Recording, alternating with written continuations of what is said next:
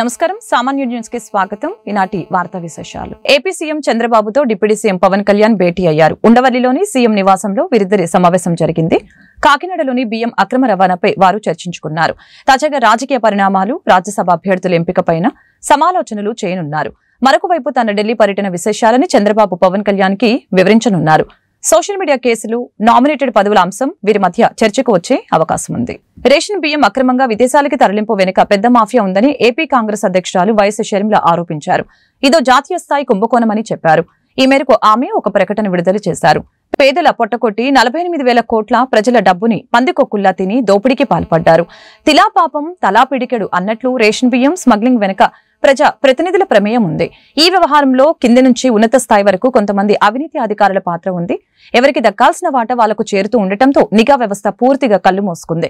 గడిచిన 3 ఏళ్లలో రాష్ట్రంలోని పోర్టుల నుంచి 2 కోట్ల టన్నుల రేషన్ బియ్యం అక్రమంగా రవాణా జరిగిందంటే మన చెక్ పోస్టుల పనితీరు ఎలా ఉందో అంచనా వేయొచ్చు. ఏ స్థాయిలో అవినీతి జరిగిందో అర్థం చేసుకోవచ్చు. అసలు పీడీఎస్ బియ్యం అక్రమ రవాణాపై రాష్ట్ర ప్రభుత్వం ప్రత్యేక దర్యాప్తు కమిటీ వేయాలని చెప్పారు.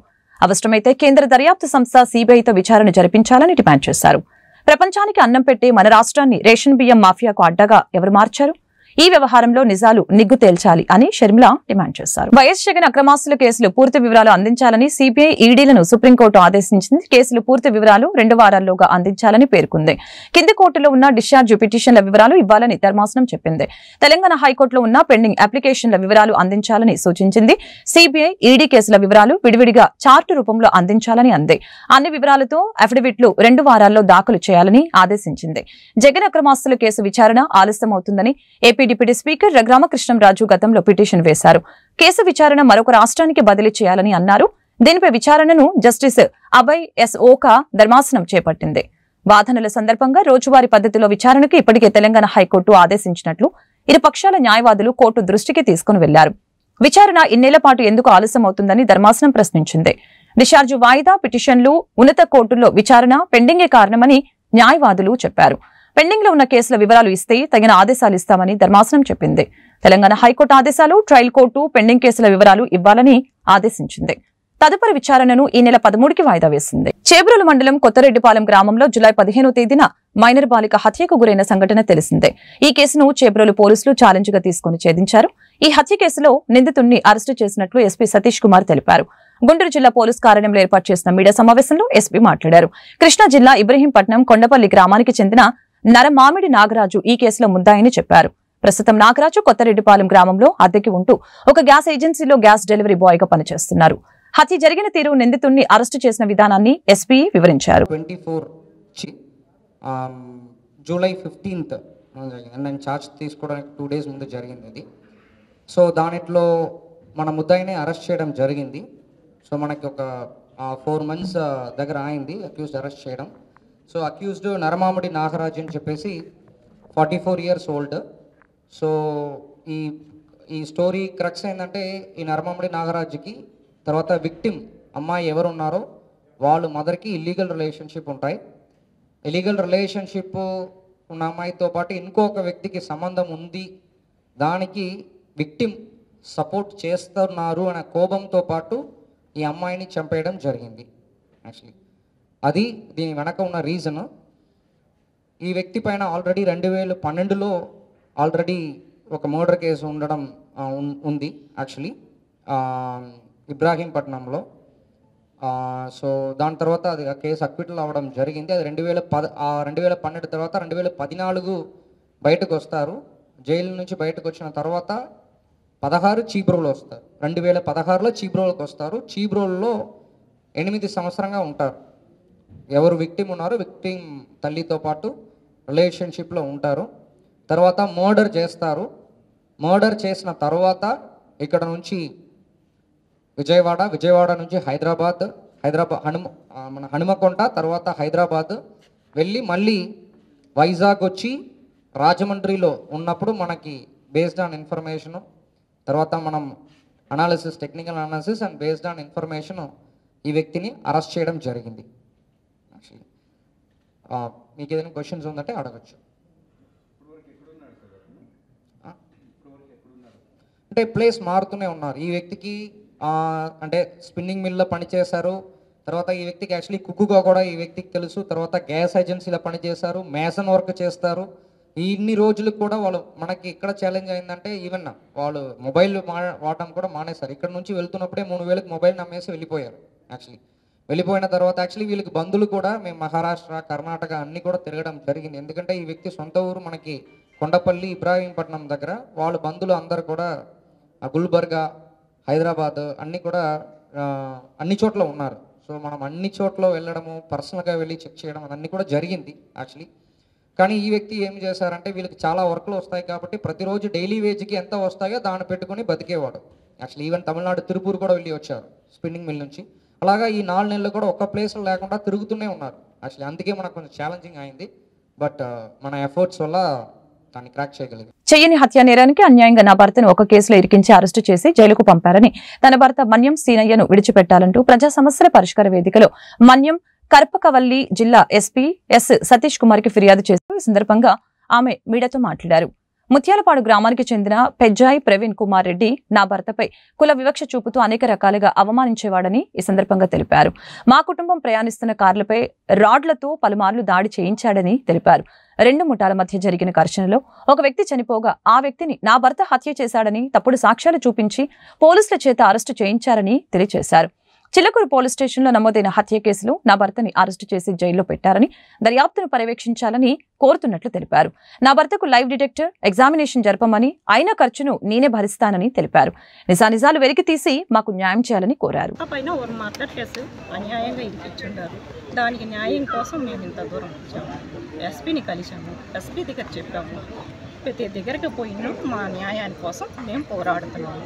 మీ దగ్గరను మేము న్యాయం కోసం పోరాడుతున్నాము. ఇప్పుడు జరిగింది పోయిన నెల 21. అంటే మీ వారిని ఇరికించడానికి కారణం ఏంది? మా వారిని ఇరికించడానికి కారణం ఆయన జెడ్పీటీసీగా ఉన్నాడు సార్. ఆ రోజు ఎమ్మెల్యే కూడానే పల్లె కార్యక్రమం కోసం తిరిగినారు సార్. తిరిగినారు. ఆ పొద్దు గొడవలు మాకు తెలవదు. ఉదయాన్నే ఆ పొద్దు 2 గంటలకు మర్డర్ జరిగింది, మాకు తెలవదు. ఆయన 7:30కి లేచి ఆడ ఫోన్ కాల్ వస్తే ఫోన్ కాల్లో ఎవరో చెప్పారు మర్డర్ జరిగిందంటే నన్ను అడిగాడు. నాకు తెలవదు. పక్కనేంటి అబ్బాయిని అడిగి ఏదంటే అబ్బాయి చచ్చాడు అని అలాంట నేను ఆ పొద్దు ఇంటికాడనే ఉన్నాం, ఆయన ఇంటికాడనే ఉన్నాడు. అలాంటి మాకు 11 సంవత్సరాలుగా మా ఊర్లో మాకు చాలా ఇబ్బందులు జరుగుతున్నాయి. కాంట్రాక్ట్లు అయినా ఏ ఒక్క విషయమైనా బిల్డింగ్ కట్టాలైనా సగానికి ప్రవీణ్ రెడ్డి అని అతను దీనికి అన్నిటికీ కారణం. మేము ఏ వర్క్ చేయకూడదు, మీరు కావాలంటే కూడా విచారణ చేసుకోండి. ఏ పార్టీకి చెందిన వాళ్ళమ్మా? మేము బీజేపీకి. అవతల వాళ్ళు టీడీపీలోనే ఉంటారు.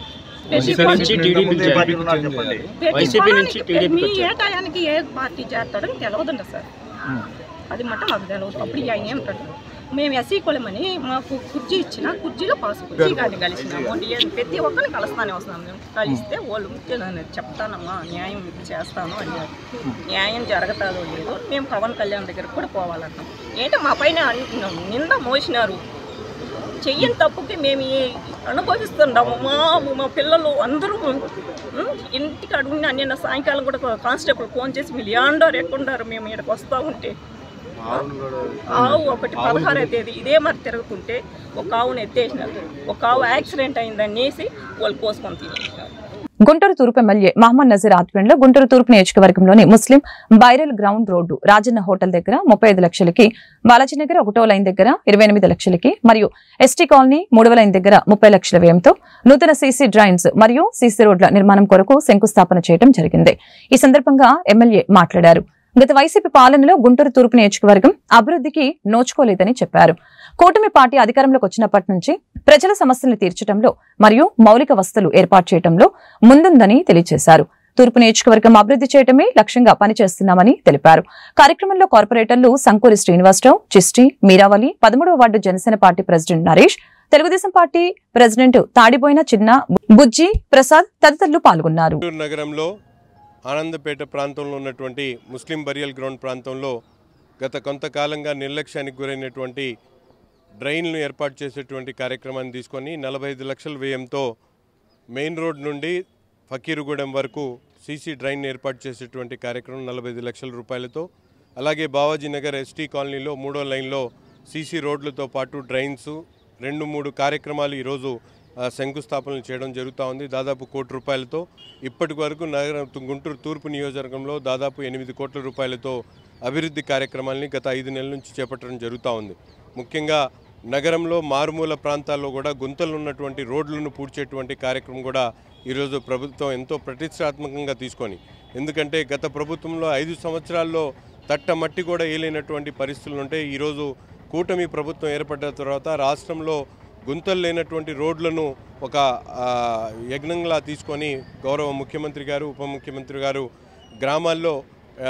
గ్రామాల్లో పూర్తి స్థాయిలోనూ గుంతలను పూడ్చేటువంటి కార్యక్రమం, అలాగే నగరాల్లో కూడా ఎక్కడైతే గుంతలు ఉన్నాయో వాటినన్నీ కూడా పూడ్చడానికి 800 కోట్ల రూపాయలతో నిధులను కూడా విడుదల చేయడం జరిగింది. తప్పకుండా ప్రజలు కూడా ఎక్కడైతే గుంతలుండి ఇబ్బందులు పడుతూ ఉన్నారో అటువంటి వాటి అన్నీ కూడా మా దృష్టికి తీసుకొని వస్తే తప్పకుండా వెంటనే వాటిని పూడ్చేటువంటి కార్యక్రమం చేసి అవసరమైన చోట మౌలిక వసతులు కల్పించేటువంటి ధ్యేయంగా ముందుకు సాగుతామని చెప్పి కూడా ఈ సందర్భంగా తెలియజేశారు. గుంటూరు నల్లపాడి రోడ్డు చుట్టుగుంట ప్రాంతంలో మర్మరాల బట్టి ద్వారా జీవనం సాగించే ఓ కుటుంబం వైసీపీ నాయకుడి కారణంగా రోడ్డును పడింది. వెంగళాయపాలెంకి చెందిన దేవరకొండ నాగేశ్వరరావు అనే వైసీపీ నాయకుడు గత 2 ఏళ్లుగా ఆ వ్యాపారి భార్యతో మొదట సాన్నిహితంగా ఉంటూ ఆ తర్వాత బ్లాక్మెయిల్ చేయడం ప్రారంభించాడు. మర్మరాల బట్టిలో 4 సార్లు జరిగిన దొంగతనం విషయంలో వైసీపీ నాయకుడిగా సాయం చేస్తానంటూ ఆ వ్యాపారి భార్యకు దగ్గరయ్యాడు. వారిద్దరూ సన్నిహితంగా ఉన్న సమయంలో వీడియోస్ తీసి ఆ తర్వాత వాటి ద్వారానే ఆమెను బ్లాక్మెయిల్ చేయడం ప్రారంభించాడు. అంతేకాకుండా వారానికి 32,000 చొప్పున వసూలు చేయడం ప్రారంభించాడు. దీనికి తోడు ఆ వ్యాపారిపై పలుసార్లు భౌతికంగా దాడి చేయడమే కాకుండా హత్యాయత్నానికి ప్రయత్నించాడు. దేవరకొండ నాగేశ్వరరావు వేధింపులు తాళలేక భార్యాభర్తలు సోమవారం జిల్లా ఎస్పీ సతీష్ కుమార్ కి ఫిర్యాదు చేశారు. దేవరకొండ నాగేశ్వరరావు నుంచి తమకు ప్రాణహాని ఉందని, తమకు న్యాయం చేయాలని వేడుకున్నారు. ఇదే విషయాన్ని మీడియాకు వివరించారు. నా పేరు కందుల సరోజలక్ష్మి. మేము వృత్తిపరంగా మరమరాలు తయారు చేసేది చుట్టుగుంట దగ్గర నల్లబాటు రోడ్డు కృపామంచి చర్చి పక్కన మా వ్యాపారం చేసుకుంటున్నాం. 5 years అయింది సార్. మేము వచ్చి 5 years అయింది. 5 years నుంచి బాగానే చేసుకుంటున్నాము. లాస్ట్ 2 years చేసుకుంటా ఉన్నాము. ఒక అతను మరమరాలు కావాలంటా వచ్చి, మసాలా కావాలంటా వచ్చి ఒక 3 days 5 days వచ్చాడు. వచ్చిన తర్వాత మధ్యలో 10 రోజులు కనిపించలేదు. 10 రోజుల్లో దొంగతనం జరిగింది. ఆ దొంగతనం జరిగిన తర్వాత వచ్చి మీ మరమరాల షాప్లో దొంగతనం జరిగిందంట కదా, ఏంటి ఎవరు అని చెప్పి అడిగాడు. ఏం చేశారు అన్నాడు. పెట్టాం సార్, చూస్తున్నారు అని అన్నాము. ఆ తర్వాత వెళ్ళిపోయిన తర్వాత మళ్ళీ కూడా ఇంకొకసారి వచ్చాడు. అలా కూడా మళ్ళీ అది కూడా ఒక నెలలోపే మళ్ళీ జరిగింది. మళ్ళీ వచ్చి అదే మాట అడిగాడు. ఏం చేశారు, దొంగలు దొరికారా, ఏమైనా కనిపించారా, పట్టుకున్నారా, పోలీసులు ఏం చేయలేకపోయారా, అది ఇది అన్నారు. నేను అవును సార్, ఏం చేయలేకపోయారు, కొంచెం నాకు తెలియదు, మా వారు తిరుగుతున్నారు అని అంటే, మీ వారు చేతకన్నాడు, నాకు చెప్పు, నేను చేపిస్తాను, నేను వైసీపీ నాయకుడిని, నాకు మద్దాలగిరి తెలుసు, అప్పిరెడ్డి గారు తెలుసు అని చెప్పేసి నేను అన్నీ చూసుకుంటాను, వాళ్ళతో మాట్లాడతాను, పట్టిస్తాను అని చెప్పేసి అలా ఫోన్ నెంబరు వాట్సాప్ నెంబర్ తీసుకున్నారు సార్. అలా ఆ ఫోన్ నెంబర్ వాట్సాప్ నెంబర్ తీసుకున్న కాడి నుంచి ఇలా వాయిస్ రికార్డులు పెట్టడం, మాట్లాడటం, అలా క్లోజ్గా మాట్లాడడం చేసి నేను చూస్తాను, తెలుస్తాను వాళ్ళని అని చెప్పేసి ఇలా మీ ఆర్ని రమ్మంటే రావట్లేదు, అలా మా ఆయన మీద తప్పుడు మాటలు మాట్లాడుతూ అలా దగ్గరికి తీసుకున్నారు సార్. దగ్గరికి తీసుకొని నన్ను బలవంతం చేశాడు. కావాలని బలవంతం చేసిన ఫోటోలు తీసుకొని ఆ తర్వాత నుంచి నాకు ఒక మనీ కావాలి, నాకు దీనికి ఖర్చు అయ్యిద్ది, నేను చూస్తాను వాళ్ళ గురించి అని చెప్పేసి అలా 4,000 లెక్కన, రోజుకి 4,000 లెక్కన అలా తీసుకెళ్తానే ఉన్నాడు సార్. తీసుకెళ్తానన్నాను. మాకేం వద్దు, అది మాకేం అవసరం లేదు, సరే చూసి వదిలేసాం మేము అని చెప్పేసి అన్నా కానీ లేదు, నాకు మనీ కావాలి అని చెప్పి అలాగే హెరాస్మెంట్ చేస్తూ వచ్చాడు. నేను మనీ ఇవ్వలేను అని అన్నా కానీ మనీ ఇవ్వలేను అన్నప్పుడల్లా ఈ ఫోటోలు పెట్టడం ఇలా చేస్తాను, మీ ఆయన పెడతాను, వాడు గుండె పగిలి చేస్తాడు, వాడు హార్ట్ అటాక్ వచ్చి చేస్తాడు, వాడు చావాలి అని అప్పుడు నువ్వు నాకు ఎదురు తిరగవు కదా, ఇట్లా మాట్లాడుతూ వచ్చాడు సార్. అలా నేను ఇయ్యలేను, నేను చెయ్యలేను, నేను ఉండలేను అట్లా అన్నప్పుడల్లా లేదు నాకు కావాలి, లేకపోతే మీకు ఏం జరిగిద్దో చూపిస్తానని చెప్పి అట్లా చెప్పి చేసేవాడు సార్. చెప్పి చేస్తాడు, చేసి చెప్తాడు. ఇలా నాకు విధాలుగా ఆయన్ని కొట్టడం, యాక్సిడెంట్ చేపించడం, ఇలా నాకు విధాలుగా ఎన్నో చెప్పలేని అన్నీ చేశాడు సార్. ఎంత భయంకరంగా చేశాడంటే అంత భయంకరంగా చేశాడు. ఆఖరికి నువ్వే చేయాలి అని కూడా చెప్పాడు సార్. నేను చేయలేను అన్నా కానీ లేదు, నువ్వు చేస్తావా చేయవా చాలా చాలా రకాలుగా చేశాడు సార్. నా వల్ల కాదు అని మొత్తుకుంటున్నా కానీ సాఫ్ చేస్తాను సార్. ఆ తర్వాత నేను మా మెసేజ్ వచ్చినాక నేను 10 ఇంటికి వెళ్ళి కాసేపు రెస్ట్ తీసుకొని మళ్ళీ ఒకవేళ వర్క్ కానీ ఉంటే అక్కడ పొయ్యి ఉంది మాకు, ఆ పొయ్యి దగ్గర వర్క్ చేసుకుంటా, లేదంటే మార్కెట్కి వెళ్ళి షాప్ ఖరీదు చేసుకొని సరుకులు తీసుకొని వస్తుంటా. డిసెంబర్ 3వ తారీఖు నైట్ 9:30కి నేను సరుకులు కొనుగోలు చేసి రిటర్న్ అవుతుండగా అక్కడ చుట్టుకూడ దాడుతుండగా ఏరవాసగూడాల దగ్గర నన్ను వెనకమాలగా వచ్చి గుర్తు తెలియని వ్యక్తుల్లో ఇద్దరు స్కూటీ మీద వచ్చి ఫట్టును కొట్టారు. ఆ టైంలో నేను అమ్మటి వెళ్ళిపోయి మా బామర్ది గారికి ఫోన్ చేశాను, మా బాబాయ్ గారికి ఫోన్ చేస్తే వాళ్ళు వచ్చి హాస్పిటల్ చూపించారు, గవర్నమెంట్ హాస్పిటల్ చూపించుకున్నాం. సరేలే ఎవరో లేక సైకోలాగా ప్రవర్తించారు. కంప్లైంట్ అయితే ఇవ్వలేదు సార్, ఎలా చేయించుకొని వచ్చేది సార్. తర్వాత రెండోసారి నేను విజయవాడ మామూలుగా ఇది ఖరీదుకి వెళ్తుంటే పెదకాక అని టోల్గేట్ మధ్యలో యాక్సిడెంట్ చేయించారు. ఆ టైంలో కూడా నాకు సోయలేదు. అంబులెన్స్ వచ్చి తీసుకొచ్చి మన గవర్నమెంట్ హాస్పిటల్లో ట్రీట్మెంట్ తీసుకున్నాము. ఆ తర్వాత అప్పుడు కూడా కంప్లీట్ ఇవ్వలేదు. మొన్న మాది కనిగిరి సార్. ఇక్కడికి వచ్చి ఈ విషయాలు అంటే సార్ మామూలుగా అమ్మాయిని కొట్టారు కదా, ఇక్కడ పొడిచారు కదా, ఇక్కడ కూడా మొన్న 17వ తారీఖు పొడిపించాడు అతనే చేశారు నన్నే ఇండిషన్తో మామూలుగా పొడిపించాడు. ఇప్పుడు కూడా అడుక్కడుక్కు ఏది మనసులు పెట్టడం, షాప్ దగ్గర ఏదో చుట్టుపక్కల మాకు గుర్తుగల వ్యక్తులను అక్కడక్కడ పెట్టి ఏది ఏం చేస్తున్నారు, ఎవరున్నారు, ఏంది కనుక్కొని ఇన్ఫర్మేషన్ తీసుకుంటా. గుంటూరు జిల్లాలో యథేచ్ఛగా రేషన్ బియ్యం అక్రమ రవాణా జరుగుతుందని జనసేన పార్టీ నాయకులు ఆలహరి ఆరోపించారు. రేషన్ బియ్యం మాఫియాపై ఉక్కుపాదం మోపాలని జిల్లా కలెక్టర్ నాగలక్ష్మికి సోమవారం స్పందన కార్యక్రమంలో ఫిర్యాదు చేశారు. ఈ సందర్భంగా ఆలహరి మీడియాతో మాట్లాడారు. రాష్ట్ర ఉప ముఖ్యమంత్రి పవన్ కళ్యాణ్ కాకినాడ పోర్టు ద్వారా విదేశాలకు తరలిస్తున్న రేషన్ బియ్యం స్మగ్లింగ్ విషయాన్ని బహిర్గతం చేసిన సంగతిని గుర్తు చేశారు. ఈ నేపథ్యంలో గుంటూరు జిల్లాలో రేషన్ బియ్యం పక్కదారి పట్టకుండా పగడ్బందీగా చర్యలు తీసుకోవాలని జిల్లా కలెక్టర్ను కోరామని చెప్పారు.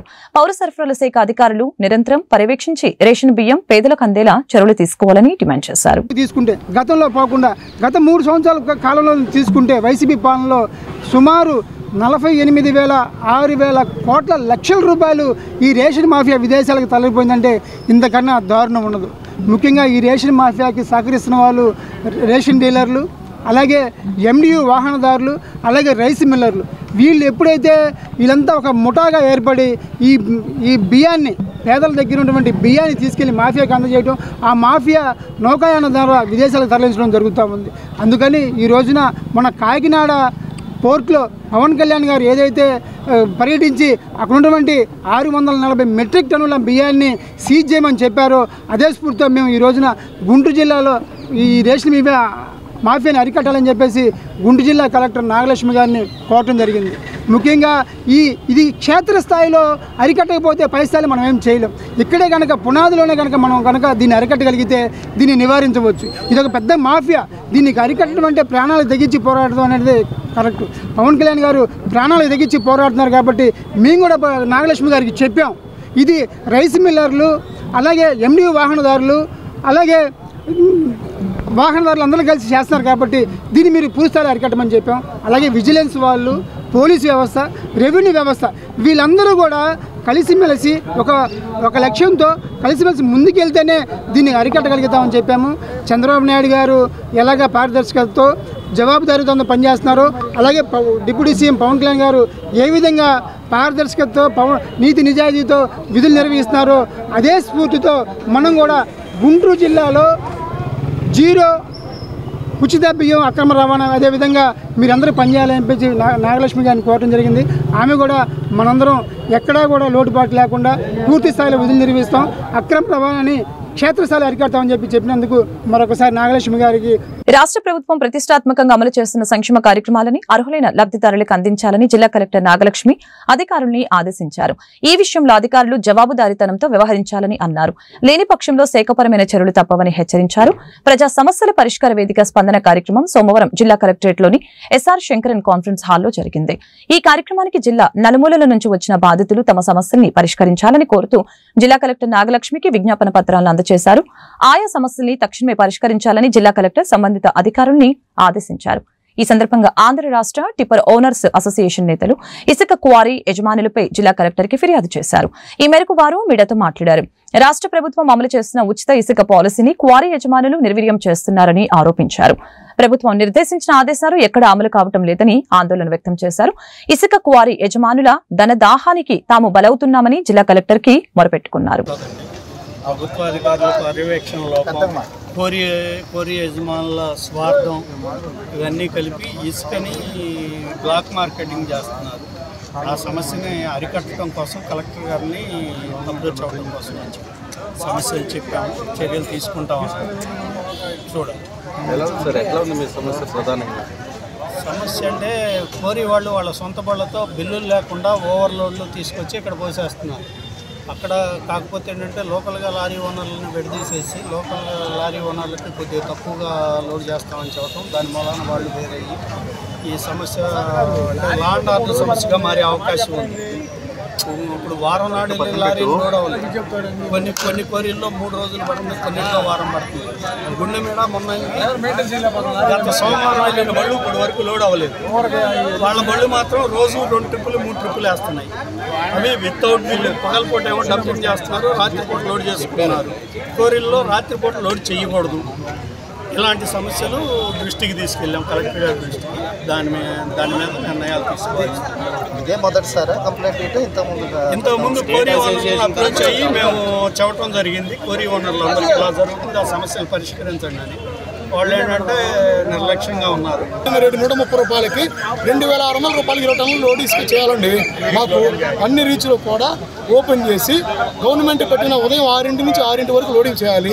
అలా కాకుండా ఇంకొకటి వాళ్ళకి డంపింగ్ ఇసుక చేసుకున్న టైం సరిపోతలేదు అనుకుంటే వాళ్ళు అర్ధరాత్రి వాళ్ళ లారీలు లోడ్ చేసుకునే బదులు సీరియల్ ఉన్న లారీలు కూడా లోడింగ్ కూడా అర్ధరాత్రి 24 గంటల పర్మిషన్ లోడింగ్ ఉన్నప్పుడు లేకపోతే ఓవర్లోడ్ అనేది అరికట్టాలి సార్. ఓవర్లోడ్ అరికట్టడం కోసం మేము ప్రయత్నిస్తుంటే మమ్మల్ని చంపగా కూడా రకాల బెదిరిస్తున్నారు. ఏంది అనేక రకాల బెదిరింపులు వస్తున్నాయి. మా ముఖ్యమంత్రి గారికి ఉప ముఖ్యమంత్రి గారికి మా సమస్యని తెలియజేయడానికి మేము ముందుకెళ్తాం. వాళ్ళు తప్పనిసరిగా మా సమస్యను పరిష్కరిస్తారని మాకు నమ్మకం ఉంది.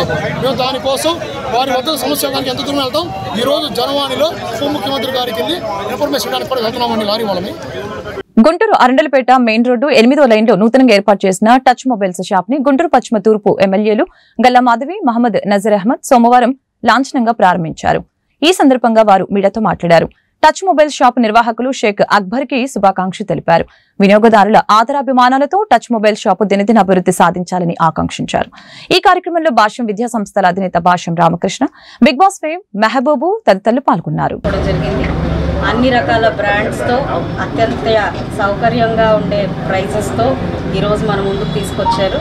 మొబైల్స్ అమ్మడమే కాదు, సర్వీసెస్ కూడా వాళ్ళు ఇవ్వడం జరుగుతుంది. ఎలాంటి రిపేర్స్ కూడా ఇక్కడ చేయడం జరుగుతుంది. వన్ స్టాప్ సొల్యూషన్ లాగా ఇక్కడ ఏర్పాటు చేయడం జరిగింది. తెలంగాణలో కూడా వాళ్ళకి ఈ యొక్క బ్రాంచెస్ ఉన్నాయని చెప్పారు. సో ఇదొక ఫ్రాంచైజ్ అని చెప్పారు. గుంటూరులో చాలా ఫాస్ట్గా అభివృద్ధి చెందాలి అని చెప్పి అక్బర్ గారిని అండ్ టీమ్ని కోరుకుంటూ ఉన్నాను. మరొకసారి టచ్ మొబైల్స్ వారందరికీ కూడా శుభాకాంక్షలు. మా బ్రదర్ అక్బర్ గారు మొబైల్ పుట్టినప్పుడే పుట్టాడు. అంటే దాదాపు ఒక 25 సంవత్సరాల అనుభవం కలిగినటువంటి అక్బర్ గారు ఈరోజు టచ్ పేరుతో అరండల్పేట మెయిన్ రోడ్లో ఒక నూతన షోరూమ్ని ప్రారంభించడం జరిగింది. విశేష అనుభవం కలిగినటువంటి అక్బర్ గారు కేవలం మొబైల్ సేల్సే కాకుండా ఈ రోజుల కస్టమర్ల అవసరాలు ఉన్నటువంటి సాఫ్ట్వేర్లు కానీ, రిపేర్లు కానీ, అలాగే వాటికి కావాల్సినటువంటి యాక్సెసరీస్ మీద పూర్తిగా పట్టున్నటువంటి ఒక డీలర్గా అక్బర్ గారు ప్రతి ఒక్కరు కూడా ఒక మంచి సర్వీస్ని ఇచ్చేటువంటి షాప్ యజమానిగా తప్పకుండా ఈ ప్రాంతంలో ఉన్నటువంటి ప్రజలందరికీ కూడా అన్ని బ్రాండ్స్ను, కేవలం ఈ బ్రాండ్ ఆ బ్రాండ్ అని కాదు, ప్రతి ఒక్కరికి కూడా అందుబాటులో ఉన్నటువంటి ధరలో అవసరమైనటువంటి యాక్సెసరీస్తో ఒక మంచి అనుభవం కలిగినటువంటి షాప్ యజమానిగా అందరికి కూడా సర్వీస్ చేయడానికి ముందుకొచ్చి టచ్ మొబైల్ షాప్ పెట్టినందుకు ప్రతి ఒక్కరు కూడా ఆదరించి అక్బర్ గారి వ్యాపారాన్ని మరింత పెంచుతూ టచ్ మొబైల్ షాప్ని ప్రతి ఒక్కరు విజిట్ చేయాలని చెప్పి మనస్ఫూర్తిగా కోరుకుంటూ ఆయనకి, వారి మిత్ర బృందానికి, అలాగే స్టాఫ్కి అందరికి కూడా హృదయపూర్వకమైనటువంటి అందరికీ నమస్కారం అండి. అక్బర్ గారికి కంగ్రాచులేషన్స్. ఇక్కడ చాలా తక్కువ ప్రైజెస్తో మంచి మొబైల్స్ ఉన్నాయి. ప్లీజ్ డూ విజిట్ అండ్ ఈ బ్రాంచ్ని సూపర్ సక్సెస్ చేస్తారని మనస్ఫూర్తిగా కోరుకుంటున్నాను. అండ్ ఇంకా మరెన్నో బ్రాంచెస్ని ఓపెన్ చేయాలి అక్బర్ గారు, ఇంకా సక్సెస్ఫుల్ అవ్వాలని మనస్ఫూర్తిగా. నమస్కారం. ఈరోజు అక్బర్ గారి ఆధ్వర్యంలో అరండల్పేట 8వ లైన్లో టచ్ మొబైల్ షాప్ అనేది ప్రారంభోత్సవం చేయడం జరిగింది. ఇందుకు డివిజన్లోని అందరూ కూడా దీన్ని ఉపయోగించుకొని మా అక్బర్ గారిని విజయవంతం చేయాలని కోరుకుంటున్నాను. అభివృద్ధి విషయంలో రాజీ పడే ప్రసక్తే లేదని గుంటూరు పశ్చిమ ఎమ్మెల్యే గల్లా మాధవి స్పష్టం చేశారు. నాణ్యత ప్రమాణాలు పాటించిన కాంట్రాక్టర్లని బ్లాక్ లిస్ట్ లో పెడతామని హెచ్చరించారు. గుంటూరు ఆరగ్రహారం అడపా బజార్కి చెందిన స్థానికులు అభివృద్ధి పనులపై చేసిన ఫిర్యాదు నేపథ్యంలో ఎమ్మెల్యేపై ఈ విధంగా స్పందించారు. ప్రజా సంక్షేమం అభివృద్ధి విషయంలో కూటమి ప్రభుత్వం కఠినంగా ఉంటుందని ఖరాఖండిగా తేల్చి చెప్పారు. సోమవారం స్థానిక 18వ డివిజన్ ఆరగ్రహారం అడపా బజార్లో ₹1 కోటి నూతనంగా నిర్మాణం చేపట్టనున్న సీసీ రోడ్ డ్రైన్ పనులకి ఎమ్మెల్యే శంకుస్థాపన చేశారు. ఈ మేరకు ఆమె మీడియాతో మాట్లాడారు. స్థానిక ప్రజల ఆకాంక్షల మేరకు అభివృద్ధి పనులు జరుగుతాయని చెప్పారు. త్వరలో ప్రారంభం కానున్న బీసీ రుణాలు మేళాని అర్హులైన వారు సద్వినియోగపరచుకోవాలని కోరారు. కార్యక్రమంలో స్థానిక కార్పొరేటర్ నిమ్మల వెంకటరమణ, టీడీపీ నాయకులు సుఖవాసి శ్రీనివాస్, జనసేన పార్టీ నాయకులు మార్కండేయులు, బుజ్జి, ఇర్రివాసు, దుర్గాప్రసాద్ తదితరులు పాల్గొన్నారు. అదేవిధంగా అడపా బజార్లో రోడ్స్ డ్రైన్స్ వేసుకోవడం జరిగింది, కల్వర్స్ కూడా వేసుకోవడం జరుగుతుంది. వాటికి శంకుస్థాపన చేసుకోవడం జరిగింది. ఎప్పటి నుంచో ప్రజలందరూ ఆకాంక్షిస్తున్న కళ ఎప్పటి నుంచో రోడ్ అవ్వాలి అని చెప్పి కోరుకుంటూ ఉన్నారు. లాస్ట్ ఇయర్లోనే శాంక్షన్ అయినప్పటికీ ఇప్పటికీ కూడా దీనికి ఏ విధమైన వర్క్ ఉంచుకోని పరిస్థితి కనపడుతూ ఉంది. అయితే ఈరోజు మనం రాగానే ప్రభుత్వం ఏర్పడగానే ఇలాంటి పెండింగ్ వర్క్స్ అన్నింటినీ కూడా దృష్టి పెట్టి త్వరితగతిన వీటన్నిటిని పూర్తి చేసే ప్రయత్నం చేస్తున్నాము. కాంట్రాక్టర్స్ అందరూ భయపడి వెనక్కి తగ్గిన పరిస్థితుల్లో వర్క్స్ తీసుకురావట్లేదని బాధపడుతున్న క్రమంలో ఈరోజు వాళ్ళందరికీ కూడా సానుకూలంగా వారిని చెప్పుకొని వారికి శాంక్షన్ చేపిస్తామని హామీ ఇచ్చి ఈరోజు ముందుకు తీసుకొచ్చే పరిస్థితి తీసుకురావడం జరిగింది. సో అదే ప్రాసెస్లో ఈరోజు అడపా బజార్లో రోడ్ వేసుకోవడం జరిగింది. ప్రజలందరూ కూడా చాలా ఆనందం వ్యక్తం చేస్తున్నారు. అదేవిధంగా సందులో కూడా రోడ్డు అండ్ డ్రైన్స్ వేసుకోవడం జరుగుతుంది. దగ్గర ₹1,40,00,000 కాకినాడలో పట్టుకున్న పీడీఎస్ బియ్యం మంత్రి పయ్యావుల కేసు వియంకుడిదేనని మాజీ మంత్రి అంబటి రాంబాబు ఆరోపించారు. ఈ విషయంలో మంత్రి నాదెండ్ల మనోహర్ నిజాలు తెలుసుకుని మాట్లాడాలని చెప్పారు. Deputy CM Pawan Kalyan Kakinada port గురించి అభద్రతా భావంతో మాట్లాడుతున్నారని కామెంట్స్ చేశారు. మాజీ మంత్రి అంబటి రాంబాబు గుంటూరులో మీడియాతో మాట్లాడారు. సీజ్ చేసిన షిప్ ని మళ్లీ సీజ్ చేయడం ఏంటి అని నిలదీశారు. కాకినాడ పోర్టు నుంచి పెద్ద ఎత్తున బియ్యం ఇతర దేశాలకు ఎగుమతి అవుతుందని చెప్పారు. ఒడిశా, ఛత్తీస్గఢ్ నుంచి కాకినాడ పోర్టుకి బియ్యం వస్తుంది. కాకినాడ యాంకరేజ్ పోర్టుపై వేల కుటుంబాలు ఆధారపడి బతుకుతూ ఉన్నాయని చెప్పారు. కాకినాడ పోర్టు నుంచి పీడీఎస్ బియ్యం తరలి వెళ్లడం ఈనాటిది కాదని వివరించారు. ఈ అరబిందో గొడవ ఇది కొత్తగా తీసుకొచ్చాడు మన నాదెండ్ల మనోహర్ గారు. నేను అడుగుతా ఉన్నా, మనోహర్ గారు కాస్త తెలుసుకుని మాట్లాడండి సార్. ఏదో ఆవేశంగా తెలుసుకుని మాట్లాడుకోకుండా ఊరిని డబ్బులు కలెక్షన్లో మునిగిపోయి కాకినాడలో నుండి 24 గంటలు కాకినాడే, ఎందుకంటే క్యాష్ కలెక్షన్ కోసం మిల్లుల మీద రైడ్ చేస్తారంటారు. నేను చెప్పా, చాలా సందర్భాల్లో చెప్పా. వాళ్ళ పత్రికలోనే నెంబర్ 1 పత్రిక వాళ్ళకి, దానిలోనే చెప్పారు. ఇది ఈ మొత్తం అంతా కూడా రెచ్చిపోతున్న రేషన్ మాఫియా, గ్రామాల్లో రెచ్చిపోతున్నారు, రేషన్ మాఫియా వసూలు చేస్తున్నారు అన్ని తీసుకెళ్తారు. వాళ్ళ పత్రికలు చెప్పాయి. అదేమన్నా నాదెండ్ల మనోహర్ గారు అంటారు ఇటువరకు ఏదో 2,900 ఫెయిర్ ఫైవ్ షాపులు ఉన్నాయి, దానికి బళ్ళు పెట్టారు, బళ్ళు పెట్టి నాశనం చేశారు అని. మేము బళ్ళు పెట్టాము, ప్రజల దగ్గరకు తీసుకెళ్ళి పంచేటువంటి కార్యక్రమం జరిగింది. అక్కడో ఇక్కడ పొరపాట్లు జరిగేమో, జరిగి ఉండొచ్చు. మొత్తం అంతా పీడీఎస్ రైస్ అంతా మేమే దగ్గరుండి పంపించేసినట్టుగా మాట్లాడుతున్నారు. ఇవాళ మీరు పంపిస్తున్నారు దగ్గరుండి. ఈ సంగతి తేల్చండి. ఈ ఎంవి కనిష్ఠా పట్టాభి ఆగ్రో నేను ఆరోపిస్తున్నాను. 2-3 రోజులు ఆగారా అది వెళ్ళిపోద్ది, మళ్ళీ నైజీరియాకి వెళ్ళిపోద్ది. ఇంకేం చేస్తాం? ఏం చేయలేం. మీ కలెక్టర్ని ఆదేశించండి. మీరు చాలా సీరియస్గా ఉంటే దాన్ని ఆలోచన చేయాల్సిన అవసరం ఉందని కూడా ఈ సందర్భంగా నేను మనవి చేస్తున్నాను. వైఎస్ఆర్ కాంగ్రెస్ పార్టీ ఉన్నప్పుడు, అధికారంలో ఉన్నప్పుడు ప్రతి ఇంటికి వెళ్ళి బియ్యం ఇవ్వాలనే ఉద్దేశంతో వెహికల్స్ని మేము క్రియేట్ చేసాం. అవి తప్పుపడుతున్నారు. ఆ వ్యవస్థను మొత్తం నాశనం చేస్తున్నారు. చేసుకోండి, మీ ఇష్టం. అధికారం మీ చేతిలోకి వచ్చింది. మళ్ళీ 5 సంవత్సరాల తర్వాత తెలుస్తుంది మీకు దాని బాధ ఏంటో. దానికి మానిటరింగ్ పెట్టి మేము ప్రతి బండిని కూడా పంపించి సకాలంలో పేద ప్రజానీకానికి ₹2 కిలో బియ్యం అందాలనేటువంటి ఉద్దేశంతో పంపించాం. మిస్యూజ్ జరిగితే ఎక్కడైనా దాని మీద యాక్షన్ తీసుకున్నటువంటి సందర్భాలు ఉన్నాయి తప్ప ఇలా బాగా కుమ్మక్కైపోయి ఇవాళ మొత్తం కుమ్మక్కైపోయారు. జనసేనకు సంబంధించిన వారందరూ కూడా ఈ పౌర సరఫరాల శాఖలో ఉన్నారు. మంత్రి గారు, చైర్మన్ గారు, అక్కడ Kakinada rural MLA, Kakinada parliament MLA, MP అందరూ కుమ్మక్కైపోయి ఎత్తేస్తున్నారు, మొత్తాన్ని వసూలు చేస్తున్నారు. నాకు అర్థమైంది ఏంటంటే మన నాదెండ్ల మనోహర్ గారికి పవన్ కళ్యాణ్ గారిని తీసుకెళ్ళిన తర్వాత కమిషన్ రేటు పెరిగిందంట. అమ్మో పవన్ కళ్యాణ్ గారు వచ్చారు, కుదరదు, కమిషన్ పోయినసారి 8 ఇచ్చారు, ఇప్పుడు ఇవ్వడానికి నీకు ఎక్కువ ఇవ్వమంటున్నా అంట. ఈ వసూలు చేసుకునే కార్యక్రమం ఏంది స్వామి నాకు అర్థం కాల. ఓడిపోయినటువంటి ప్రభుత్వాన్ని, కేవలం 11 సీట్లు వచ్చినాయని మీరు పదే పదే చెబుతున్న ప్రభుత్వాన్ని, జగన్మోహన్ రెడ్డి గారి ప్రభుత్వాన్ని మీరు చూస్తారేంటి, మీరు తిడతారేంటి, మీరు విమర్శిస్తారేంటి? అధికారంలోకి వచ్చిన తర్వాత మీకు సిగ్గు అనిపించట్లేదా? తప్పు కదా ఇది. మీ ప్రతాపం ఏం చేశారో పట్టుకుని మీరు పట్టుకుంటే బ్రహ్మాండంగా శభాష్, మేము 2 లారీలు సీజ్ చేశాం. ఈ వార్తలు ఇంతటితో సమాప్తం. మరొక బులెటిన్లో మళ్ళీ కలుద్దాం. నమస్కారం.